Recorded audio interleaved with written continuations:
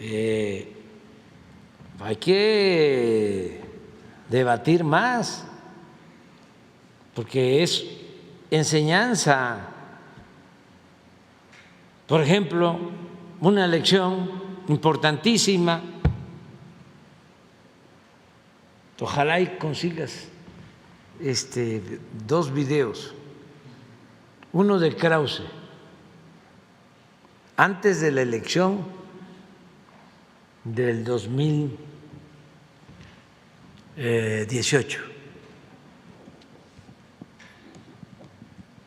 porque no son tontos, son conservadores y corruptos, pero no son tontos.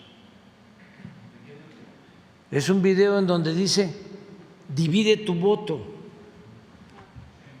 vota si quieres por un candidato a presidente, pero no votes por el mismo partido, ¿sí?, de presidente para diputado, para que haya un contrapeso, un plan con maña, para que si yo ganaba, pues estuviese yo atado de pies y manos, como sucede en otras partes. Imagínense, presidente del Perú, y como no tiene mayoría, pues ahí está, sin poder hacer nada. Y a el conservadurismo, a la élite, no le importa que se paralice, que se afecte todo un país.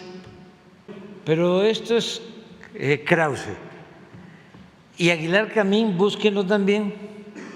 Cuando me dice que soy un tonto, me dice más fuerte, pero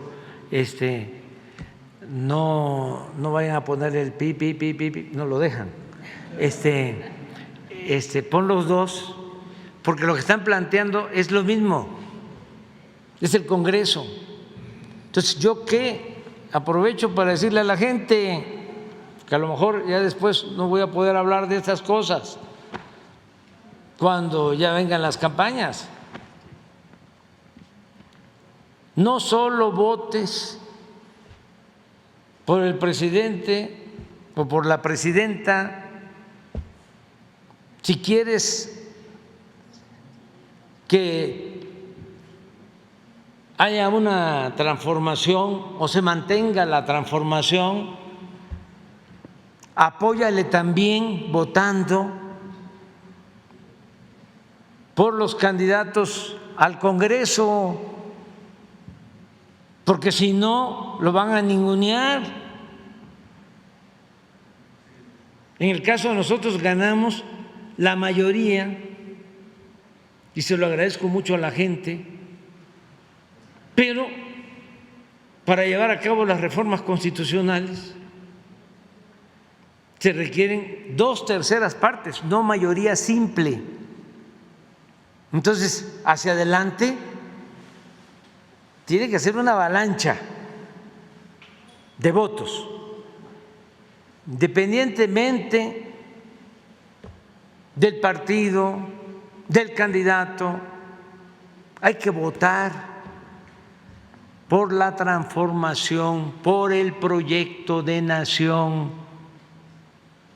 Eso es lo más importante.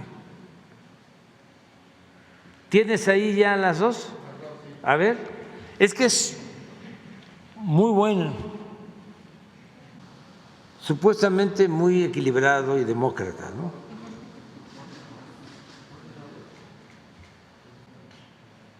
¿No será que son las chachalacas disfrazadas de guacamaya? 13 de junio, a 18 días de las elecciones, permítanme compartir con ustedes una reflexión sobre el poder absoluto.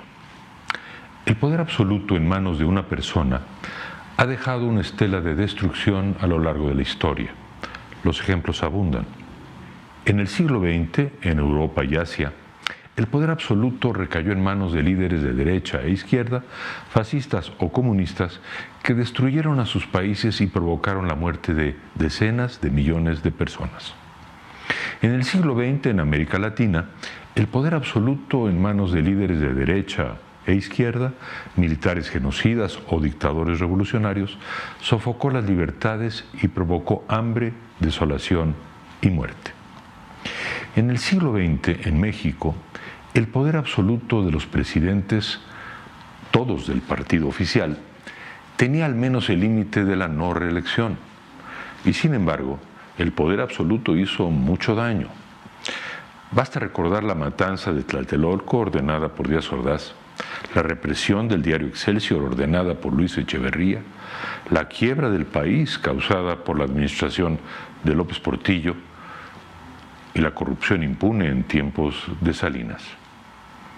Desde 1997, año en que el PRI perdió la mayoría en la Cámara de Diputados, ningún presidente ha tenido poder absoluto en el Congreso, ni Zedillo, ni Fox, ni Calderón, ni Peña Nieto. Elección tras elección, en el año 2000, 2006 y 2012, se ha elegido presidente de un partido y a los diputados y senadores de otro. Esta votación dividida ha dado continuidad a la democracia y ha preservado las libertades, sobre todo la libertad de expresión. Por eso, para seguir construyendo nuestra democracia y preservar nuestras libertades, pienso que es muy importante que en las próximas elecciones dividamos nuevamente nuestro voto. Y por eso me permito dar libremente mi opinión. Votemos por el candidato presidencial que nos convenza, pero cuidemos que el próximo presidente no tenga la mayoría del Congreso. El Congreso es el principal dique de contención para limitar el poder absoluto de un presidente. El Congreso debe ser plural. El Congreso no debe ser, como en el siglo XX, un órgano servil del presidente. México no debe volver a ser el país de un solo hombre. A México lo construimos todos. México somos todos. Evitemos la concentración de poder absoluto en manos de una persona. Dividamos nuestro voto. Digamos no, hoy y siempre, al poder absoluto. Ahora ponga Aguilar. Yo quisiera que tomemos nota de que estamos frente a un proyecto revolucionario y que cuando uno entiende eso, todas las estupideces que hace adquieren una lógica impecable. Él quiere que este país esté jodido y empobrecido para poderlo gobernar. Es lo que quiere. Yo creo que no es el momento de la revocación del mandato ya para López Obrador, porque en este momento te lo podría ganar. Y podrías estarle dando a él un instrumento político que le urge tener en este momento. En cambio, si lo dejamos para el año 22 como está planteado institucionalmente, así está en la ley, así está acordado ya, entonces lo que vamos a tener es, tenemos un momento institucional de presión sobre la Corte, tenemos unas elecciones intermedias en 21 en donde hay que derrotar a Morena y a López, y luego en el 22, muy probablemente, si perdió las elecciones del 21, estará tan jodido todo el país, porque no se va a recuperar muy rápido, que probablemente pierda también la revocación del mandato por pendejo y por popular. Está interesante, ¿no? El tema. Entonces, yo que le digo a la gente, miren, hay que enfrentar al bloque conservador y para eso se requiere no solo ganar la presidencia, se requiere ganar la mayoría en el Congreso. Y acerca de el miedo del poder absoluto, eso puede pasar cuando se trata de dictaduras. Por ejemplo, él no toca Krause a Porfirio Díaz, Y si se dan cuenta, no tocó a Zedillo, por decir,